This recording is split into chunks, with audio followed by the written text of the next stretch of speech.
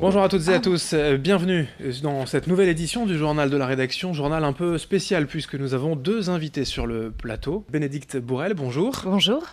Et Michael Dufour, bonjour. Eh oui, c'est moi, bonjour. Vous venez tous les deux nous présenter la pièce Brigitte Jones, le journal de Brigitte Jones. Alors forcément, pour les fans de cinéma, ça fait écho au journal de Bridget Jones.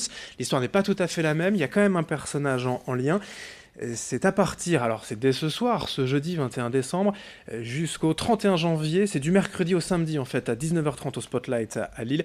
Pour en parler, je vais déjà commencer avec vous, Bénédicte Bourrel. Brigitte Jones, vous êtes une trentenaire, célibataire endurcie si l'on peut dire, et vous cherchez l'amour. Effectivement, ce personnage fait écho à celui de Bridget Jones que l'on connaît au cinéma. C'est ça, effectivement. Donc, c'est une jeune femme de 30 ans qui fête en plus ses 30 ans le jour J, quoi. Donc, et là, c'est un peu un scénario catastrophe parce que Brigitte, ça ne se passe jamais comme prévu. Mais elle désespère et elle essaye de trouver l'amour. Donc, elle essaye par tous les moyens. Et elle a justement une personne qu'elle connaît depuis 3 ans. Et elle se dit, c'est aujourd'hui ou jamais. Malheureusement, ce n'est pas vous, je crois, hein. Benjamin Bleu, vous jouez Non. dans l'histoire. Vous êtes, vous, juste, seulement, uniquement, le voisin qui tombe là au mauvais endroit, au mauvais moment ? Oui, je suis son voisin, mais qui secrètement est amoureux de Brigitte Jaune. Et donc, il se dit, je vais une fois aller sonner à sa porte, voir un peu si jamais il y a moyen, comme on dit. Et donc, l'histoire tourne autour de ces deux personnes qui veulent en fait, connaître l'amour. Et ça part en catastrophe parce que il se rend compte que Brigitte n'est pas amoureuse de lui. Et elle est amoureuse de quelqu'un d'autre.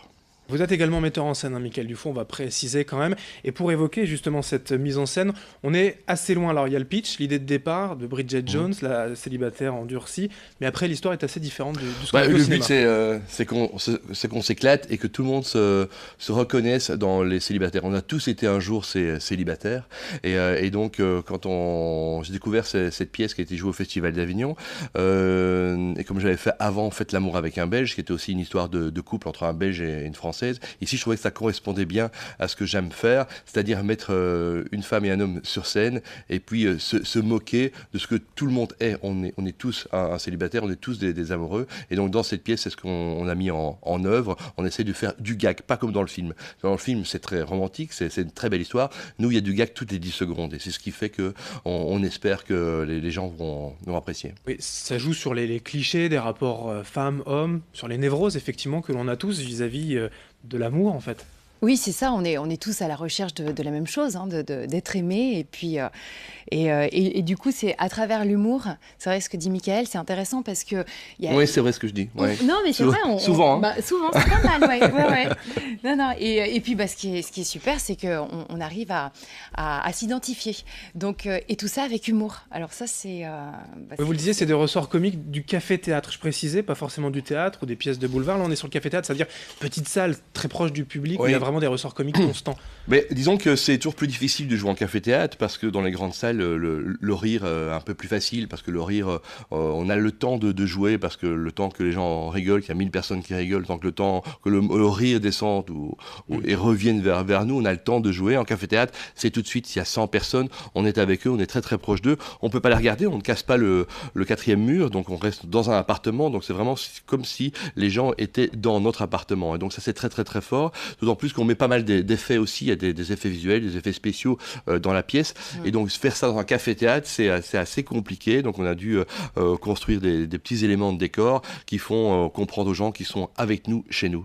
Il y a des références aussi à la culture populaire, voilà, parfois des petits gags loufoques. Enfin, je veux dire, vous disiez s'identifier par rapport aussi, par exemple, à cette culture populaire, d'autres films, d'autres pièces. Si tu comprends pas la question, tu le dis directement. Je suis blonde. En fait, oui, on intègre des films connus comme Ghost, comme Titanic, comme Dirty Dancing, parce que toutes ces références-là font partie du rêve des jeunes femmes célibataires. Ce genre de films, elles adorent, et donc on se moque de ces films-là dans la pièce. Et c'est vraiment un élément très très fort du spectacle quand on s'amuse à détourner ces films. Et donc c'est pour ça que c'est des références très populaires. Puis, ce qui est populaire, quand les gens connaissent les références, ils vont plus s'amuser. Parce que si je vous fais des références sur Verlaine ou sur choses comme ça, ils connaissent moins. Alors, dans le rire, eh bien, on met des choses que tout le monde va voir, tout le monde va au cinéma. Donc, dans le café-théâtre, on met des références de cinéma. C'était ça un peu la question, effectivement. Et la réponse, c'est ça. De jouer un peu, alors de ne pas jouer bébé dans Dirty Dancing, hein, précisément, mais de se mettre un peu dans ce rôle-là, parce que dans un extrait qu'on voit sur Internet, il y a un peu ce passage-là. C'est ça, oui, c'est exactement ça. On laisse pas bébé dans un coin, et donc il y a plein de petites références. Et on danse très bien. Et on danse très bien. Enfin, surtout elle. Oui. Mais non. L'idée, c'est toujours, vous le disiez, ce ping-pong, ce rapport qu'il y a entre les deux comédiens, une vraie complicité aussi quand même. Oui, c'est essentiel, surtout en café-théâtre, et puis là sur une comédie aussi dans l'énergie et l'humour, ce qui fait que s'il n'y a pas la synergie, c'est un peu compliqué quand même de pouvoir la faire. Donc il y a une complicité sur ça en tant que comédien, mais pas dans l'histoire, parce qu'on est vraiment opposés. Brigitte, elle est ni belle, ni moche, elle est ni épilée, ni poilue, elle est ni intelligente, ni bête, et lui, il est l'autre moitié de ce qu'elle ne va pas être.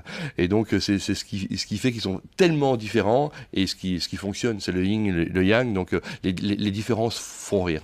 On espère quand même que ça se termine bien, vous n'allez pas nous dévoiler la fin, il faudra aller au spotlight, mais... comédie romantique. Oui, et puis c'est surtout sexy romantique. Donc il y a rien de vulgaire, mais de temps en temps les gens font oh, et ça c'est pour nous c'est un vrai bonheur. Alors évidemment on va pas vous dire la fin. Ce que je peux vous dire c'est que à la fin, les gens sont à la fois émus et morts de rire. Donc ça, c'est très drôle. Et pour nous, parce que comme avant, je fais Faites l'amour avec un Belge et d'autres pièces, les gens sont toujours morts de rire tout le temps. Et là, on sent en plus vraiment une pointe d'émotion. Et donc c'est chouette. Et puis surtout, on ressent les filles dans la salle qui sont très émues et les mecs qui, eux, au début se marrent comme c'est pas possible. Et puis, petit à petit, ils ont un peu d'émotion. Et donc ça, c'est chouette. C'est donc du mercredi au samedi, 19h30, jusqu'au 31 janvier au Spotlight à Lille, donc le journal de Brigitte Jaune avec Bénédicte Bourrel et Michael Dufour. Merci tous les deux d'être venus aujourd'hui. Merci beaucoup. Nous en parler. Merci à vous de nous avoir suivis. D'autres infos, très rapidement, les prévisions météo, l'info continue.